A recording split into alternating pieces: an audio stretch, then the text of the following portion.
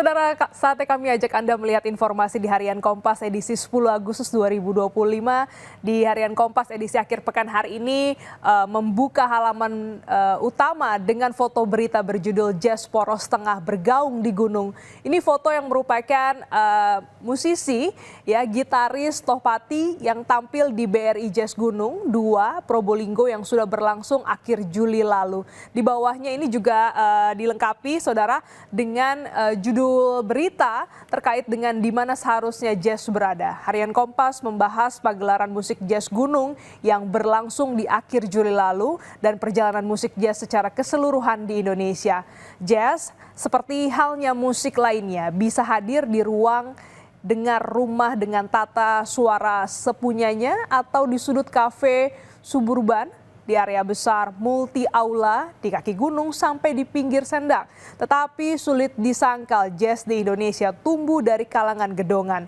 Jejak permulaan jazz di Indonesia pernah dituliskan mendiang Denny Sakrie di buku 100 tahun musik Indonesia pada 2015 lalu. Dalam buku tersebut ia menyebut infiltrasi jazz selaras dengan datang perginya warga Belanda semasa kolonialisme di Indonesia.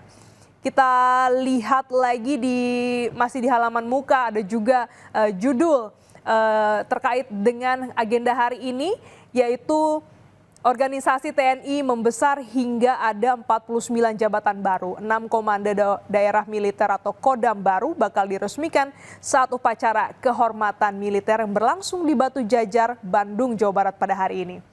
Dalam upacara, menurut rencana, sosok yang akan mengisi kursi Wakil Panglima TNI, jabatan yang sudah 25 tahun kosong, juga akan dilantik oleh Presiden Prabowo Subianto.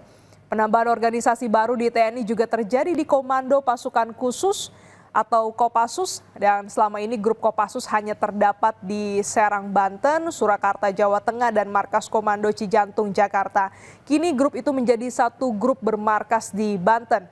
Grup 2 di Surakarta, grup 3 di Dumai Riau, grup 4 di Penajam Ibu Kota Nusantara, grup kelima di Kendari, Sulawesi Tenggara, dan grup 6 di Timika, Papua Tengah.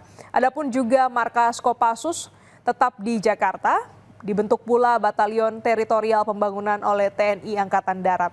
Batalion ini direncanakan tersebar di seluruh Indonesia, 514 kabupaten kota untuk mendukung stabilitas dan pembangunan. Selain itu juga, saudara, mengacu peraturan Presiden nomor 84 tahun 2025 tentang susunan organisasi TNI yang ditandatangani Presiden Prabowo pada 5 Agustus lalu, ada penambahan 49 jabatan baru.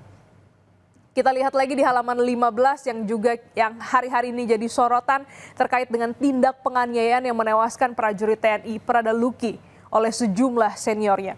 Dengan judul 4 terduga penyiksa Prada Luki diperiksa jenazah Prada prajurit 2 Luki Saputra Namo, korban penyiksaan senior, dimakamkan di Kota Kupang, Nusa Tenggara Timur pada Sabtu kemarin. Penyelidikan kasus kematiannya terus bergulir karena ada 4 terduga pelaku yang telah diperiksa. Keluarga menuntut pelaku dihukum mati. Pemakaman berlangsung secara kedinasan dipimpin oleh Letnan Kolonel Infanteri Bayu Sigit Dwi Untoro, Kepala Staf Brigade Infanteri 21 Komodo. Informasi ini, saudara, dan juga sorotan lainnya dapat Anda baca di Harian Kompas atau mengakses di kompas.id.